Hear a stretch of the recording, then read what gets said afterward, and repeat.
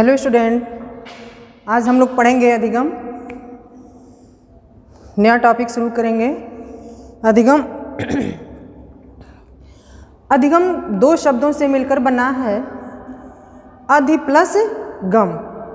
यानी गम धातु में अधि उपसर्ग लगने से अधिगम शब्द का निर्माण हुआ है। गम धातु में अधि उपसर्ग लगने से अधिगम शब्द का निर्माण हुआ है। अधिगम का अर्थ होता है सीखना। अधिगम का अर्थ होता है सीखना। सीखना किसी स्थिति, सीखना किसी स्थिति के प्रति सक्रिय प्रक्रिया है। सीखना किसी स्थिति के प्रति सक्रिय प्रक्रिया है। देखिए, जब बालक जन्म लेता है तो जन्म के कुछ समय बाद से ही वह अपने वातावरण से कुछ न कुछ सीखता रहता है। अर्थात बालक को अपने वातावरण से कुछ न कुछ सीखने को मिलता रहता है। पहली बार बालक जब आग के पास जाता है, आग को छूता है, आग को छूने के बाद वो जल जाता है। यानी पहली बार बालक जब आग के पास जाता है, आग को छूकर वो जल जाता है और जलने के बाद उसे वहाँ अनुभव हो जाता है। फिर जब दोबारा वो आग के पास जाता है तो बालक के प्रक्रिया में अंतर देखने को मिलता है। यानी वहाँ पे बालक को यह अनुभव हो जाता है कि जब हम आग को छुएंगे, गर्म वस्तु को छुएंगे तो जल जाएंगे। फिर बालक उस गर्म वस्तु से या आग से दूर रहना सीख जाता है। क्यों? क्योंकि उसने पहले ही अनुभव कर चुका है। वो पहले अनुभव इस बात को कर चुका है कि जब हम आग को छुएंगे, आग के संपर्क में जाएंगे तो जल जाएंगे। इस प्रकार हम कह सकते हैं कि अधिगम अर्थात सीखना। अधिगम शब्द का तात्पर्य होता है सीखना, और सीखना अनुभव द्वारा व्यवहार में परिवर्तन है। सीखना क्या है कि अनुभव द्वारा व्यवहार में परिवर्तन ही अधिगम है। अधिगम की परिभाषा पे अगर हम चलें, इसका डिफिनेशन एक दो आपके सामने डिफिनेशन पे चर्चा करेंगे।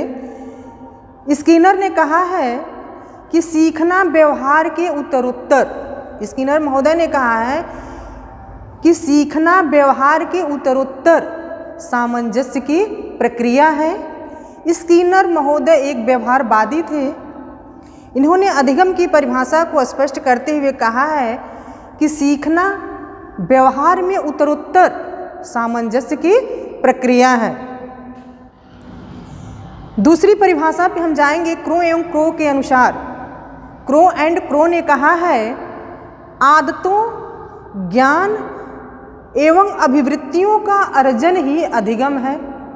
क्रो एवं क्रो महोदय ने कहा है आदतों, ज्ञान एवं अभिवृत्तियों का अर्जन ही अधिगम है।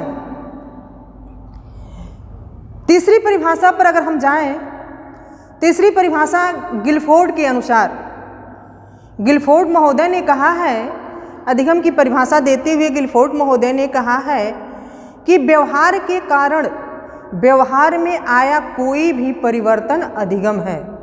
गिलफोर्ड महोदय ने कहा है कि व्यवहार के कारण व्यवहार में आया कोई भी परिवर्तन अधिगम है। किसने कहा है? गिलफोर्ड महोदय ने कहा है। अगली परिभाषा की चर्चा अगर हम करें गेट्स एवं अन्य के अनुसार, तो गेट्स व अन्य ने कहा है कि अनुभव तथा प्रशिक्षण के द्वारा, गेट्स व अन्य ने कहा है कि अनुभव तथा प्रशिक्षण के द्वारा व्यवहार का उन्नयन ही अधिगम है।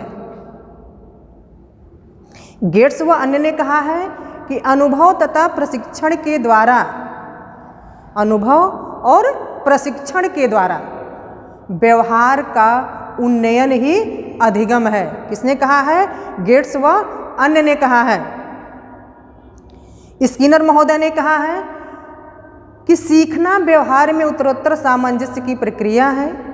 क्रो एंड क्रो ने कहा है कि आदतों, ज्ञान तथा अभिवृत्तियों का अर्जन ही अधिगम है। गिलफोर्ड महोदय ने कहा है कि व्यवहार के कारण व्यवहार में आया कोई भी परिवर्तन अधिगम है, जबकि गेट्स व अन्य ने कहा है कि अनुभव तथा प्रशिक्षण के द्वारा व्यवहार का उन्नयन ही अधिगम है। इन सभी परिभाषाओं का अगर हम विश्लेषण करें, इन सभी परिभाषाओं का विश्लेषण करने के बाद हम इस निष्कर्ष पर पहुंचते हैं कि सीखना क्रिया द्वारा व्यवहार में परिवर्तन है। इन जितनी भी परिभाषाएं हैं, इन परिभाषाओं का अगर विश्लेषण किया जाए तो विश्लेषण करने के बाद हम इसी निष्कर्ष पर पहुंचते हैं कि सीखना क्रिया द्वारा व्यवहार में परिवर्तन है और व्यवहार में परिवर्तन व्यक्ति के पूर्व अनुभव पे आधारित होता है। यानी इस निष्कर्ष पे सभी परिभाषाओं का विश्लेषण करने के बाद ये निष्कर्ष निकाला जा सकता है कि सीखना क्रिया द्वारा व्यवहार में परिवर्तन है और व्यवहार में परिवर्तन पूर्व अनुभव पे आधारित होता है।